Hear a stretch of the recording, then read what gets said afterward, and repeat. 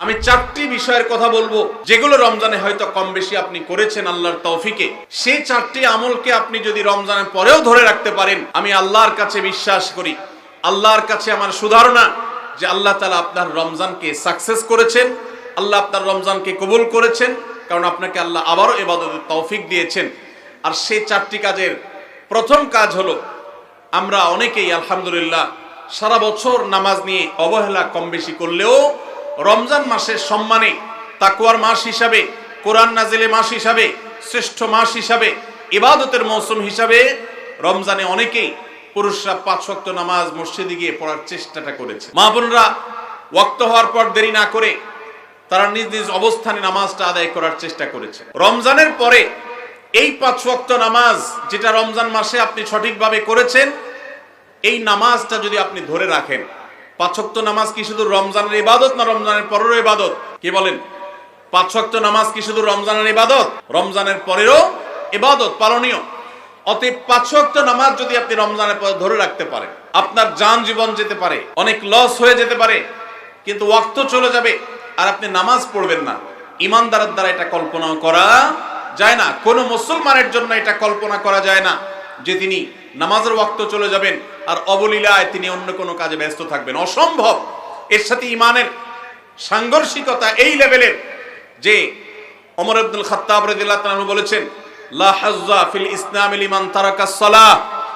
যে ব্যক্তি ইচ্ছাকৃতভাবে নামাজ ছেড়ে দেয়, নামাজ ত্যাগ করে, অন্য কাজে মগ্ন থাকে, ওয়াক্ত চলে যায়, ইসলামে তার কোনো হিস্সা নাই, কোনো অংশ নাই, কোনো ভাগ নাই।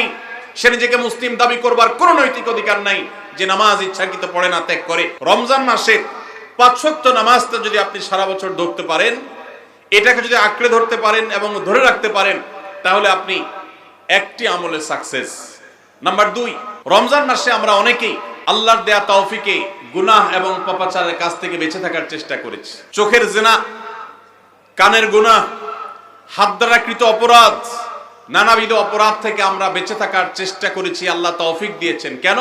কারণ রমজান মাস তাকওয়ার মাস, গুনাহ ছাড়ার মাস, সেজন্য আমরা গুনাহ ছাড়ার চেষ্টা করেছি। এই যে রমজান মাসে আমরা পাপাচারের কাজ বর্জন করে থাকার চেষ্টা করেছি, রমজানের পরেও যদি এই চেষ্টাটাকে অব্যাহত রাখতে পারি, এটাকে যদি আমরা ধরে রাখতে পারি, ইনশাআল্লাহ আমার রমজান সাধনা সার্থক হয়েছে, আমার রমজানের ইবাদত কবুল হয়েছে আল্লাহর কাছে।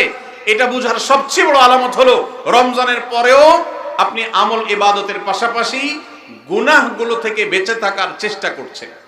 আপনি কোনো পাপের কাজ করতে যাচ্ছেন, মোবাইলে কোনো হারাম ভিডিও দেখতে যাচ্ছেন, হারাম কোনো বিষয় আপনি লিপ্ত হতে যাচ্ছেন, সাথে সাথে আপনার যদি আল্লাহর কথা স্মরণ হয় আর আপনি ওই হারাম থেকে নিজেকে বাঁচিয়ে রাখতে পারেন, তাহলে আপনার রমজান সাধনা সার্থক। আপনি আর কিছু না পারেন, রমজানের এই দুটি কাজ, প্রথমত 5 ওয়াক্ত নামাজ, দ্বিতীয়ত হলো যেই কোনো পাপাচার থেকে বেঁচে থাকা, এই দুটা যদি করতে পারেন তাহলে অনেকাংশেই আপনার রমজান সফল এবং সার্থক ইনশাআল্লাহ।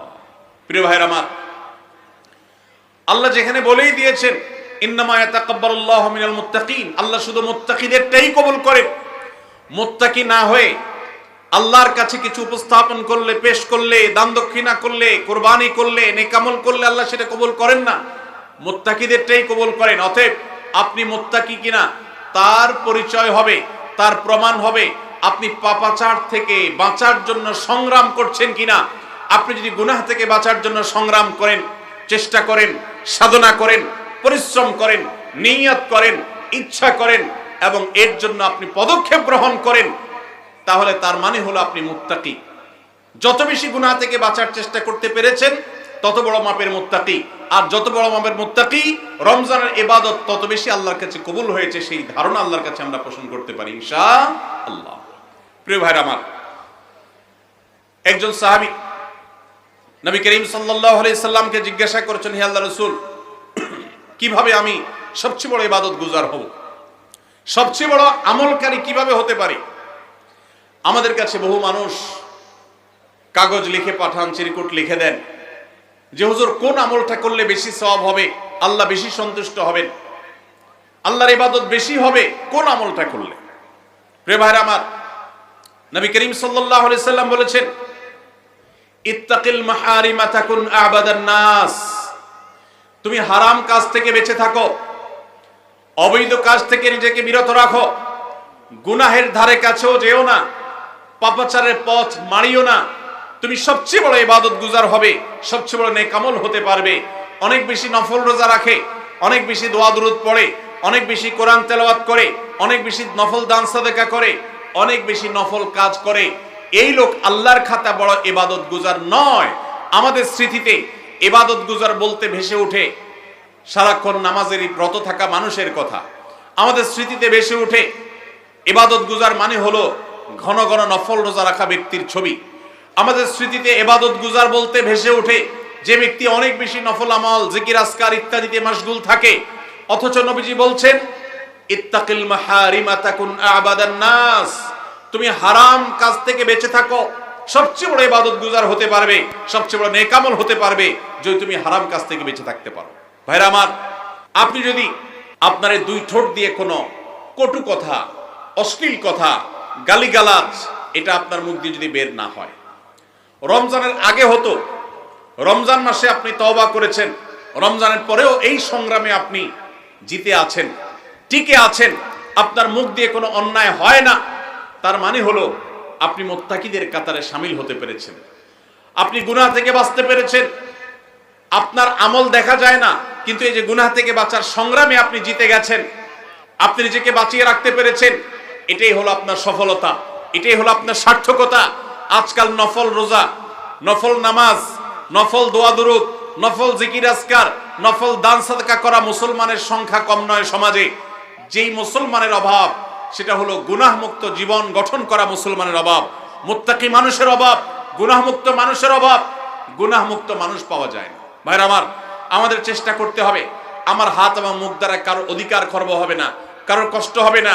মুসলমান তো বটে, অমুসলমানকেও কোনো কষ্ট আমি দেব না, কারোর অধিকার নষ্ট হবে না, সম্পদে কারোর হক আমি নষ্ট করব না।